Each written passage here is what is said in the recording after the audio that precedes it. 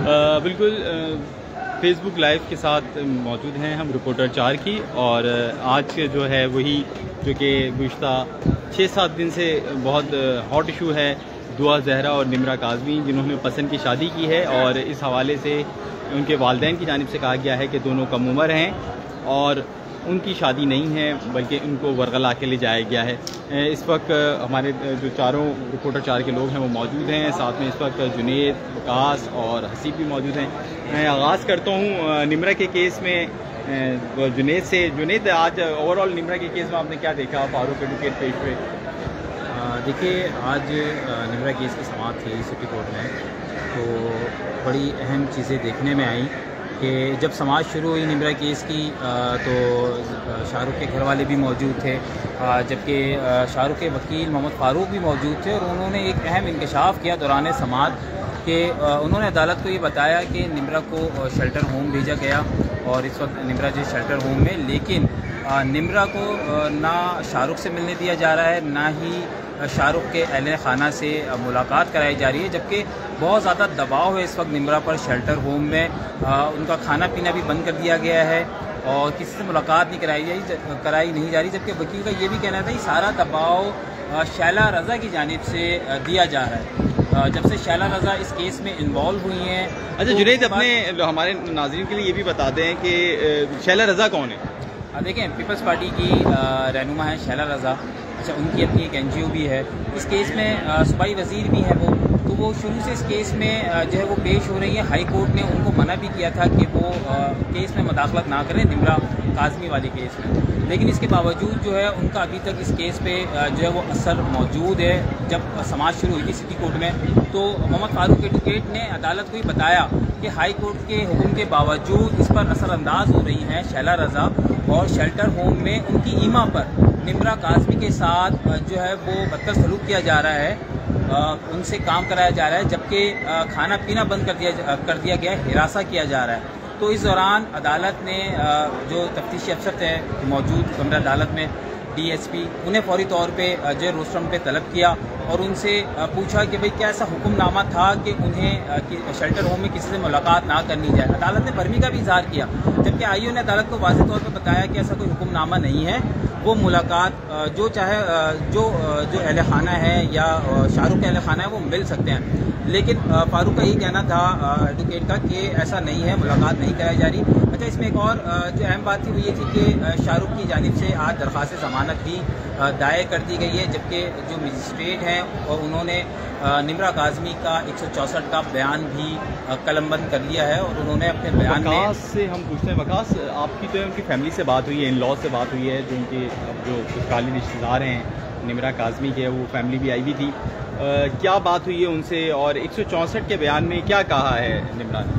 देखिए, 164 के बयान के हवाले से अगर बात की जाए वो तो वही बात की निम्रा ने जो कि सिंध हाई कोर्ट के कटघरे में खड़े होकर बयान दिया कि वो अपनी पसंद से गई हैं, कोई ज़बरदस्ती नहीं हुआ, ना उनको किसी ने अगवा किया, ना यानी वही चीज़ दोहराई है यहाँ पर भी। दूसरी जानिब उनकी सास मौजूद थी कमरा अदालत में, जो कि शुरू दिन से आती हैं केस में अपने बेटे से मुलाकात करने, और ज़ाहिर है उनकी बहू हैं आप उनसे मिलने के लिए। तो उनसे मैंने बात की कि आप हमसे आकर कैमरे पे बात कर लें, जो तहफ़्फ़ुज़ात का इज़हार आप कर रही हैं, ताकि आपकी आवाज़ आगे तक जाए। लेकिन उन्होंने कैमरे के आगे आने से तो इनकार कर दिया, लेकिन एक बात उन्होंने कही कि निम्रा से आज हमारी मुलाकात हुई, शेल्टर होम हमें जाने नहीं दिया जा रहा। निम्रा हमें ये कह रही है कि सारा जो शेल्टर होम का जितना भी काम है वो उनसे करवाया जा रहा है। इसके साथ साथ उनके पाँव में काम करने के दौरान मोच भी आई है, डॉक्टर्स को भी नहीं दिखाया जा रहा। जब उनसे सवाल किया गया कि ऐसा क्यों है, आपको क्या लगता है कि किस वजह से ये मामला हो रहा है, तो उनकी सास का ये कहना था कि शायद दबाव डाला जा रहा है वालिदैन की तरफ से और शैला रज़ा की तरफ से कि कहीं ना कहीं निम्रा जो है वो लचक का मुजाहरा करे और पीछे हो जाए। ये सारी चीज़ें जैसे जुनैद भाई ने कहा कि एडवोकेट मोहम्मद फ़ारूक ने भी अदालत के सामने रखी, उन्होंने भी अदालत को बता दिया कि ये दबाव डाला जा रहा है और शैला रज़ा का नाम बार बार इस्तेमाल हो रहा है, और शैला रज़ा को हाई कोर्ट एक बार मना कर चुकी है कि आप इस केस में इन्फ्लुएंस ना करें। तमाम पेशरफ्त मज़ीद जो इसमें यही है कि बयान हो गया है। अब अदालत ने रिपोर्ट जो है चालान जो है वो तलब कर लिया तफ्तीश अफसर से। अब देखते हैं चालान में तफ्तीश अफसर इस बयान के बाद क्या चीज़ें जो है तब्दील करते हैं और चालान क्या पेश करते हैं। अच्छा, मेरी एक चीज़ ये समझ नहीं आ रही कि शैला रज़ा इतना इसके मुदाखलत मतलब इस केस में कितना इंटरफेयर क्यों कर रही है। हाई कोर्ट ने भी उन्हें मना किया कि भाई आप जो है वो इस केस में मुदाखलत ना करें, लेकिन इतना प्रेशर देने की वजूहत क्या है शैला रज़ा की जानिब से? देखें, कल भी हमने यही बात की थी कि पुलिस सिंध हुकूमत की मेडिकल रिपोर्ट सिंध हुकूमत यानी सिंध हुकूमत के मातहती डॉक्टर्स जो भी आते हैं उनकी तरफ से सारी चीज़ें जो हैं वो लड़कियों के हक में जा रही हैं। लेकिन शैला रज़ा जो कल हाई कोर्ट में जब वालिदैन मुलाकात करके बाहर निकले उस वक्त एकदम आकर कहने लगी कि जब वो कटहरे में कहकर खड़े होकर दुआ ने कहा कि इनके साथ जाना है तो इनके साथ नहीं जाने दिए ये वो। भाई वो तो कटहरे में बात की थी, अब चैम्बर में क्या बात हुई वहाँ का गवाह कौन होगा, क्योंकि उस बयान की। चलिए अब दुआ जहरा पे बात आ गई है। हसी दुआ जहरा में क्या हुआ है आज, क्या मुल्ज़मान लाए हैं, 12 लोगों को लेकर आए हैं? बिल्कुल लगा आपको इनमें के केस में आज बड़ी दिलचस्प सिचुएशन थी।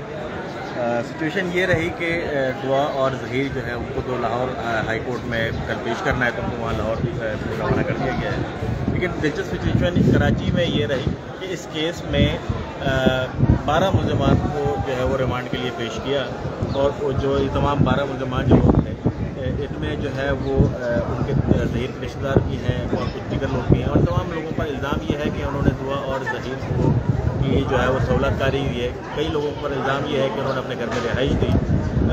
एक खातून भी जो है वो मुल्ज़मान की इसमें फहरिस्त में शामिल थी और रिमांड में लाए गए, जो कि जहीर की खाला है, और वो 80 साल बुजुर्ग खातून थी जिनसे चला भी नहीं जा रहा, और 2 लोग उनको सहारा देकर अदालत में लेकर आए। हमने बात भी की, सारी मालूमात भी की। तो पुलिस जो तफ्तीशी अफसर यहाँ पर मौजूद है चौधरी मुश्ताक साहब, उनके मुताबिक के जो मज़कूरा खातून है उनके शनाख्ती कार्ड पर सिम जारी हुई थी, और उस सिम को जो है वो इस्तेमाल किया गया था जहीर की जानिब से। कुछ बुकला से भी रब्ता किया, फिर बहरहाल जो दीगर लोगों से रब्ते, तो उस रब्ते में वो सिम जो है वो इस्तेमाल हुई, और इसी बुनियाद पर सहूलतकारी की जो है वो इल्ज़ाम में पुलिस ने फैमिली से भी और जो दीगर जानने वाले थे 12 लोगों को रिमांड के लिए पेश किया। जब पेश किया तो अदालत ने पूछा भी कि जो इसमें मरकज़ी मुल्ज़िम था जहीर वो कहाँ पर है, जिस पर पुलिस ने जो है वो अदालत को बताया कि वो लाहौर हाई कोर्ट को पेश करना, तो वहाँ उनको रवाना कर दिया गया है। इसके साथ साथ मज़ीद कुछ मुल्ज़मान की गिरफ्तारी के लिए भी जो है वो अदालत ने मालूमात हासिल की। जो केस के तफ्तीशी अफसर हैं DSP शौकत शाहानी, वो जो है वो अदालत में पेश नहीं हुए। बताया गया पुलिस हुकाम की जानिब से कि वो उनकी तबीयत कुछ नासाज है, तो अदालत ने समाअत सुनने के लिए मुलतवी की थी कि DSP साहब को तलब किया था, लेकिन बहरहाल तफ्तीशी अफसर जो है वो अदालत में पेश नहीं हुए।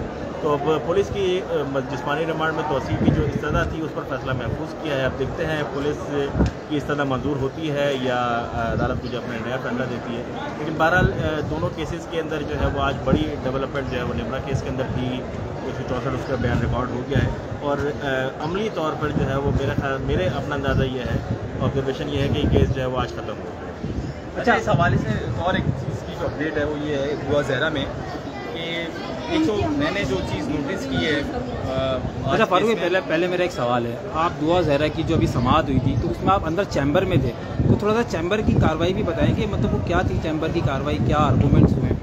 अच्छा, चैम्बर में थे तो भी थे मेरे साथ, और उसमें हुआ ये कि जब चैम्बर में इनके वकील आए, दुआ जहरा के वकील थे और मारूफ खानदान मोहम्मद फारूक भी थे, जो कि वो जो 80 साल जिनका हसीब ने तस्करा किया खातून का, जिनसे को ना देखा जा रहा है, जिनसे ना चला जा रहा है, उनकी कमर में भी मसला है, वो झुक के चल रही हैं, बिल्कुल ऐसे जैसे लोग हाथ पाँव को के साथ चलते हैं बच्चे, उस तरह वो चल रही हैं। और उनके बच्चे को भी उठा के लिया है जो कि 17 से 18 साल की उसकी एज है, और उन दोनों को लेके यहाँ पे चक्कर में आए। तो जब उस हवाले से मोहम्मद फारूक एडवोकेट भी मौजूद थे, जो उन्होंने इंसानी हमदर्दी के केस के तौर पर लिया इस केस को। जब अंदर आर्गूमेंट्स हुए तो जो दिलचस्प बात मैंने नोट की वो ये थी कि जो दुआ जहरा के वालिद साहब हैं मेहदी काज़मी, और उनके जो वकील हैं कुसू साहब, वो भी इस हवाले से उन्होंने आर्गूमेंट किया। उन्होंने बोला कि जो 12 लोग बाहर बैठे हुए हैं, पुलिस ने खातून समेत बिठाए हुए हैं, इनको क्यों बिठाया हुआ है पुलिस ने हमें नहीं मालूम, ये तो इन्वेस्टिगेशन ऑफिसर बेहतर बताएगा। लेकिन जो असल कल्प्रेट है जिसको हम नॉमिनेट कर रहे हैं केस के अंदर, ज़हीर, आपने उसको प्रोटोकॉल के साथ जो है वो भेज दिया है लाहौर, कि वो लाहौर चले जाएं। हालांकि ट्रायल कोर्ट ने जो है वो अदालत ने, सिंध हाई कोर्ट ने ट्रायल कोर्ट में कहा है कि इस हवाले से रुजू करे।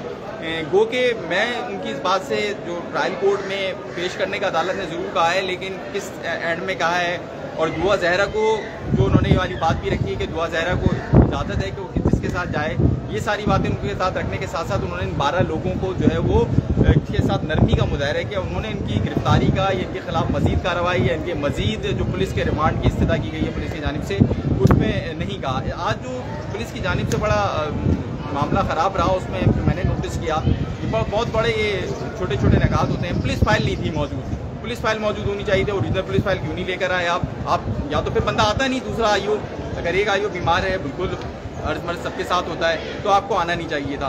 तो ओवरऑल जो हम चारों ने इससे पहले डिस्कशन भी किया और उसके हवाले से देखा कि जो पुलिस के ऊपर दबाव आया, उनका एक आईजी को फारिग कर दिया गया और दूसरे आईजी के ऊपर तलवार लटक रही थी, तो पुलिस ने जिसको देखा उसको पकड़ लिया। अच्छा, इसमें एक और एक दिलचस्प बात हुई, ये जो दुआ ज़हरा की केस में जो 80 साल खाला को पकड़ा है, इनके ज़हीर के ख़ानदान के साथ ताल्लुकात अच्छे नहीं हैं। इसी तरह जो एक लड़के को पकड़ा है, जो उसको जापान एम्बेसी में उसका इंटरव्यू होना था और वो अपने घर आया, उसका कोई मिलना मिलाना किसी दौर में रहा था ज़हीर से, तो उसको भी उठा के डाल दिया। और जो लोग इस बात से अवेयर थे या जो लोग ज़हीर या दुआ के मामलात से अवेयर थे या उनको मालूमात थी, उनको पता था कि यार हमने मौजूद नहीं होना, तो वो सारे गायब थे। और जो उसके बाद पुलिस को जो मिलता है कि उन्होंने भर्ती मुहिम करनी थी, अदालत में पेश करना था, भाई हमने इतने लोग गिरफ्तार कर मतलब अभी कह रहे हैं कि पुलिस अपनी नौकरी बचा रही थी, क्योंकि अदालत में प्रेशर इतना था। आज की बात वो निमरा केस में भी यही हुआ ना, तफ्तीशी अफसर अदालत में पेश हुए, उनके पास यानी उनको नहीं पता कि निकाह अगर वहाँ हुआ है तो यहाँ चाइल्ड प्रोटेक्शन एक्ट के जो दफात हैं वो कैसे लागू होंगे, ये उनको नहीं पता। दूसरा ये है कि ज़ाहिर है जो फाइल पेश करते हैं उसमें हाई कोर्ट का जो ऑर्डर था निमरा केस के हवाले से, वो ऑर्डर उसमें मुंसलिक होना चाहिए। मजिस्ट्रेट साहिबा यही पूछ रही थी कि वो ऑर्डर कहाँ है, ऑर्डर फाइल में लगा हुआ नहीं है। अब पुलिस ने बस सिंध हाई कोर्ट के हुक्म पर लोगों को पकड़ा है, वही फारूक भाई वाली बात है, जमा कराया है। अब आगे जो कुछ होता है उससे उनका सरोकार नज़र नहीं आ रहा। दिलचस्पी यही अदम दिलचस्पी का लेकिन एक अहम मुद्दा ये भी है कि जब हाई कोर्ट ने दुआ ज़हरा को फ्री विल ग्रांट की कि वो जिसके वो बालिग छोरा करार दिया कि जिसके साथ जाना चाहे वो रहना चाहे रह सकती है, जब अगवा वाला मामला निपट गया तो फिर मेरा नहीं ख्याल था कि पुलिस को जो है वो इतनी एफिशिएंसी दिखाने की यहाँ पर ज़रूरत थी। जिन 12 लोगों को जो है वो पंजाब के मुख्तलिफ इलाकों से पकड़ के कराची लेकर आए और जो बेचारों की जो है वो माली हालत में हो रहा है, तो मेरा नहीं ख्याल कि अगर यहाँ से वापसी भी भेजा जाए तो उससे जा सके। सूरत हाल बेहतर की जा सकती थी। खुसूसन सिंध हाई कोर्ट का जब फैसला आया तो उस फैसले के बाद अगवा वाला मामला तो ख़त्म हो गया, शादी वाला मामला ट्रैक कोर्ट में भेजने के लिए। लेकिन यहाँ भी कोई बात वही हुई कि सिंध मैरिज एक्ट का नफाज नहीं हो सकता था कि जो है वो शादी पंजाब में हुई, तो सूरत बेहतर हो सकती है। बहरहाल फारूक भाई आप कहना चाहेंगे? बस मैं यही कहूँगा कि तमाम बातों से हटके कि इस मामले को मैंने जितना इन्वेस्टिगेट किया या हमारी टीम ने जितना इन्वेस्टिगेट किया या मेरे दोस्त हैं उन्होंने जितना इन्वेस्टिगेट किया, उनको कहीं ये मामला ह्यूमन ट्रैफिकिंग का तो नज़र नहीं आया।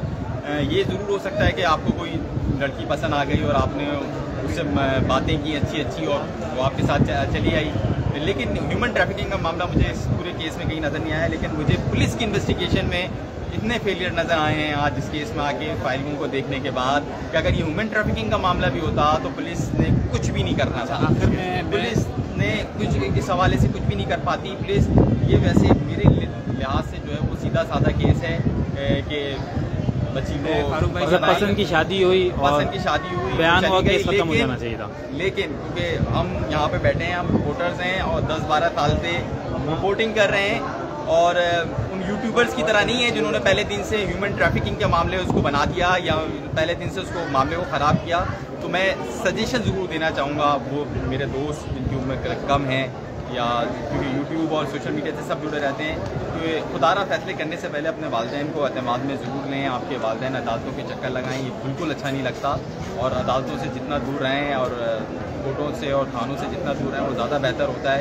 और जब वालिदैन को भी ये चाहिए कि वो बच्चों को समझाएँ और मामले को इस नहज में ना ले जाएँ, कोशिश करें कि कम्युनिटी की बुनियादों पर यह मामला जो है वो उसको डील किया जाए, क्योंकि कम्युनिटी की बुनियादों पर डील हो तो बंदा जो है वो वापसी का रास्ता रहता है। और इस केस में भी दुआ ज़हरा और निमरा के मैं उनके वालिदैन से अगर वो मुझे सुने कभी तो मेरी उनसे ये होगी दरख्वास्त होगी कि किसी तौर पे राब्ता ख़त्म ना करें, क्योंकि मैंने दुआ ज़हरा के केस में स्पेशली ये मैंने नोटिस किया है कि दुआ ज़हरा का जो बैकग्राउंड है, जो उसको यहाँ पर सहूलियात थी, मुमकिन है वो ज़हीर के घर में ना हो और प्यार जो है वो 3-4 साल बाद जो है ना उसको डिमांडिंग हो जाता है, उसको ज़रूरत होती है खाने पीने की भी और तमाम चीज़ों की। प्यार जो कितना ही क्यों ना हो, बहुत रेयर केस में मैंने आज तक ऐसा केस वैसे देखा नहीं है कि आप जो है वो फाखे करके जो है ना मोहब्बत के साथ रह लें। मोहब्बत के बाद और शादी के बाद जो है ना वो ज़रूरियात भी।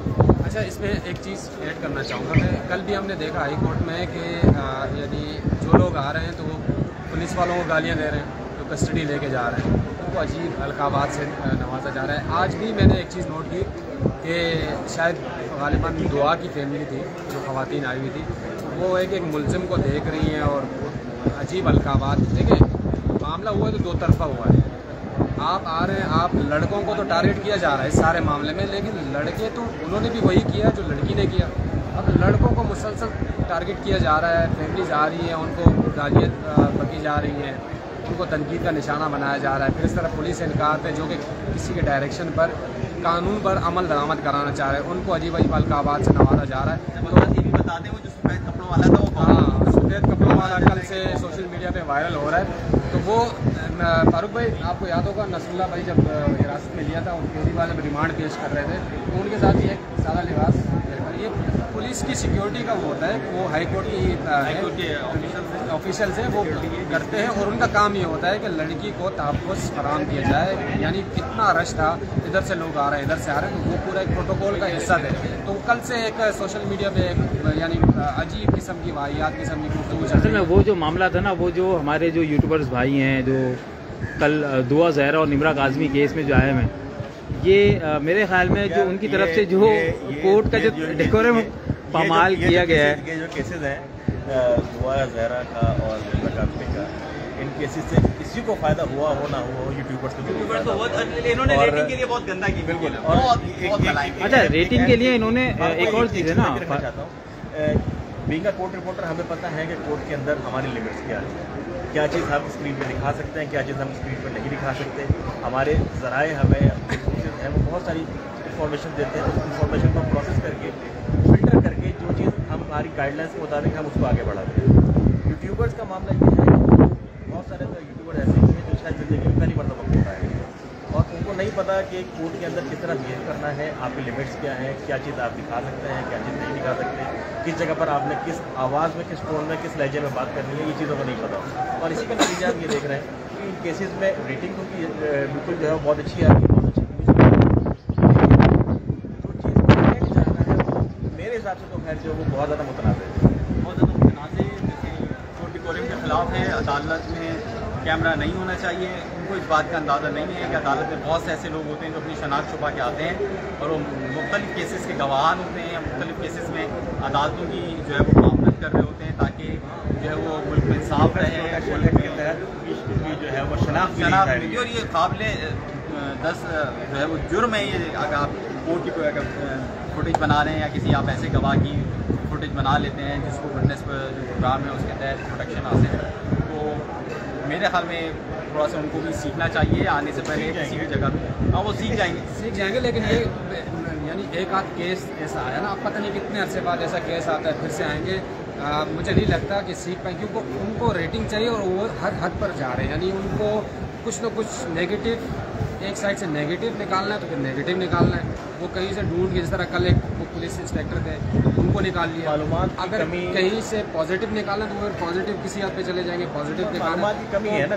हाँ, आपको नहीं पता कि जी प्रोटोकॉल क्या होता है, पुलिस किसी को पेश करती है तो किस तरीके से हेड ये है कि मेरे भाई की बेटी खत्म होने वाली है तो चले बिल्कुल। देखिए, रिपोर्टर 4 की जानिब से जो अब तक निमरा और दुआ काज़मी केस की, दुआ ज़हरा और निमरा काज़मी केस की जो सूरत हाल थी वो अब तक हमने सुबह से लेकर अब तक जो भी प्रोसीडिंग थी वो इससे हमने आपको आगाह किया। मज़ीद अदालत क्या फ़ैसला करती है, सुबह से रिपोर्टर 4 की टीम यहाँ पर मौजूद है, अदालती कार्रवाई जो है वो देख रही है। लेकिन अब जो फैसला आएगा उससे फैसला आने के बाद भी इंशाल्लाह रिपोर्टर 4 की टीम अपने जो नाज़रीन हैं उनको उस फैसले से फौरी तौर पर जो है आगाह करेगी। बहुत बहुत शुक्रिया।